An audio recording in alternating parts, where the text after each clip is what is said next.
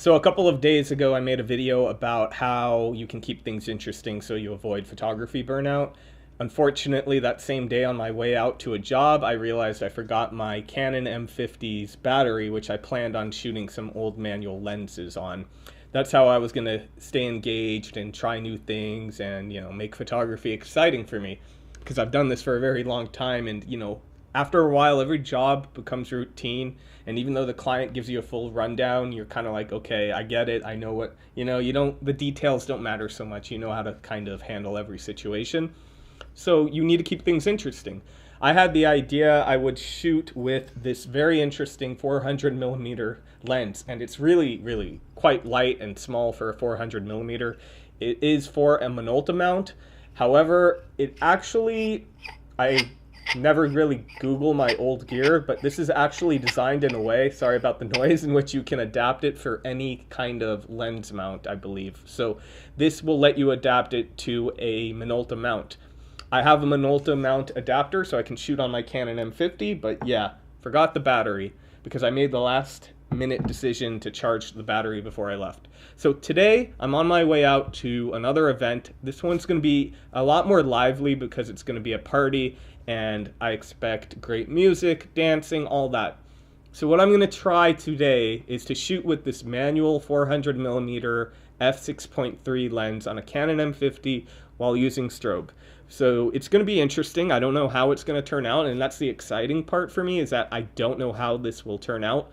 I'm also, I think, going to throw a Rolleiflex, not my Rolleiflex, but my Rolly 35 in my bag because I'm just running out of space and I don't feel like lugging a lot of gear.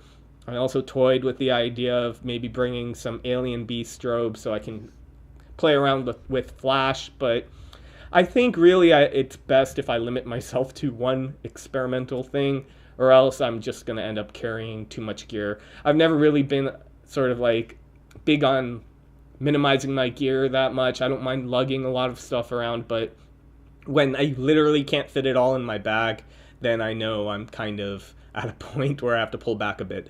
All right, I guess that's it for today. I hope you guys enjoy this video. I'm going to show you guys some live coverage of the event. I'm strapping on a Yicam, which is basically a GoPro knockoff, Chinese brand knockoff of GoPro.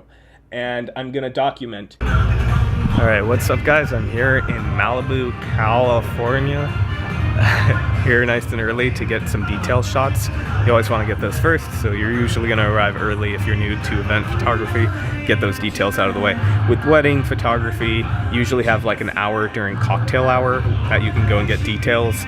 That's when I would normally have sent a second shooter to either do the cocktail hour and I would do the details. Usually that would be how it would be set up. Anyway, I'm gonna get to work shooting these details. It's really beautiful. I've done this a long time and I don't really get excited about seeing this stuff as much anymore, but it is really beautiful today. So I hope I make photos that justify it. All right, I'm gonna get to work. Okay, so the first thing I do when I get to a job is I get all the safe shots. I kind of get the bread and butter stuff out of the way, and what I mean by that is I just put on a safe lens. I don't get crazy artistic. I just get all the shots I need, and then progressively throughout the night, if I still need more detail shots or I want to get detail shots with different ambient lighting, for example, this is all shot in daylight with the Canon 135 f2, but later on I got some more detail shots once it was dark and you had all the ambient light. So, nothing crazy artistic. I'm using available light. I'm not adding any strobe or anything like that. And this is the last one I did with the Canon 135. At that point, what I did is I switched to the Canon 50mm macro FD lens, which is an old manual focus macro lens, and I have actually loved this lens while experimenting with it. I've done a lot of really cool stuff. I've done some stuff I normally wouldn't do, at an event. I wouldn't shoot stuff like this. Now that 400mm, which was really more of a 600mm, you're seeing that right now. It's a 600mm equivalent on the Canon M50. I did not put it on my 5D, and it was incredibly hard to pull focus, to keep it steady without image stabilization. But these shots, the last few you've seen, were the ones I got with that, and I believe possibly this shot as well.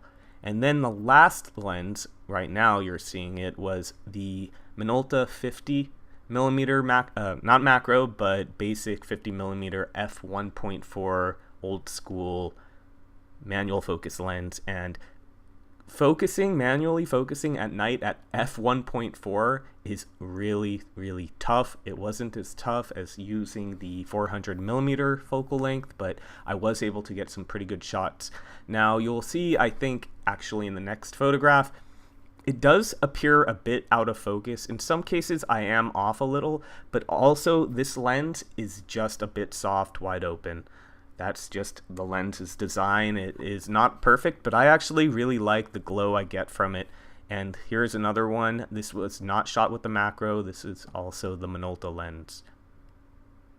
Alright, that's it for today. I hope you guys enjoyed this. I'm going to show you guys some more samples shooting with a manual focus lens. I shot a wedding recently, which is not something I do anymore, but I did, and I had a lot of fun actually. I was really surprised at how much fun I had. So I will show that soon. If you guys want to see more content like this, like, subscribe, do that whole thing. I will see you soon.